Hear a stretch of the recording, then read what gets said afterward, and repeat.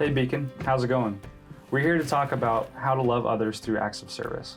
Last week we talked about ways that we can love people through communication, and we're going to kind of continue that theme, but this time we're going to talk about ways that we can specifically interact with people.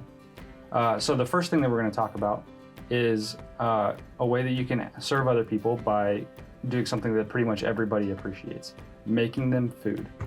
Right. If you're not someone who cooks very often, that can seem pretty daunting, but it doesn't have to be a huge thing. You know, right now your parents are having to make food for you and your whole family. But if you were to just take one meal and make PB&Js for everybody, that could go a really long way. And who doesn't like a good PB&J?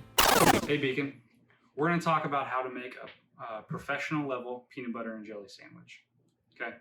We've already got one in the oven cooking up ready to show you later, but we'll go over the steps to make it now. So you're going to need a few things. You'll need some peanut butter, some jelly, a paper towel to lay your sandwich on, a knife to spread your ingredients, and, not shown here, 2 slices of bread. Okay. Your first step will be to take the 2 slices of bread and lay them on the paper towel. Next, you'll take your knife, open up the peanut butter, scoop out some peanut butter and spread it across the up sides of the bread, okay? Once you've done that and it's all smoothed out, take your knife, scoop out some jelly, and put it onto the slices of bread, okay? Now, I'm gonna tell you a secret to making the best peanut butter jelly possible. If you take the knife and you chop up the jelly, go one way, and then switch directions and go the other way, it turns into little tiny bits that make it super easy to spread, and you can taste the difference. Okay, now that we've talked about the ways that you can make a peanut butter and jelly, let's take it out of the oven and show you what we've made. These are s'mores! All right, so now that we've covered how to make PB&Js for you and your siblings, let's talk a little bit more about ways that you can love your entire family by loving your siblings.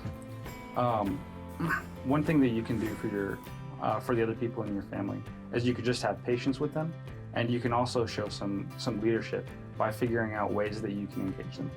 If you take a little bit of time just to think about how you could have your little brother or sister come and play a game with you, or keep them entertained, or even teach them something good that they can be doing with their time, that's going to do a lot for your family.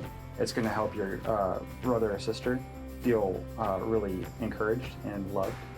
It's going to give you something to do for a while, and it's also going to show your parents that you're choosing to love the people in your family, and it's going to have everybody just have kind of a sense of peace and stuff like that. So that's an excellent way to serve the people around you and love them, just by including them and spending time with them. All right, the last thing that I want to talk about is that you can do a chore to help serve the people around you. This is probably going to be the least favorite of the things that we talk about today, but it can also be something you can do really quickly in order to encourage someone else. Just taking a little bit of initiative to clean up around the house, or to do something that you know you're supposed to do can really be encouraging to your family or to the other people. You know, if we live, sometimes when our space gets messy, it affects how we feel on the inside, and taking 5 minutes to clean that up can go a really long way. One thing I would encourage you with, though, is that if you decide to do a chore, it does not have to be a huge, 2-hour long raking all the leaves in the backyard, or going out and mowing, or, something like that.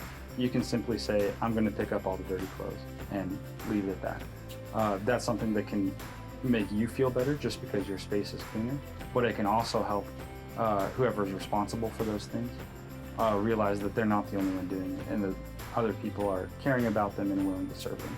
So anyways, I hope that those are some things that you guys can use this next week to show the people around you that you love them, and also to get to share God's love with them.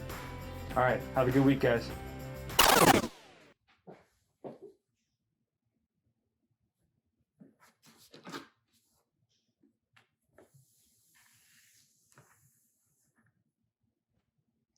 Achoo!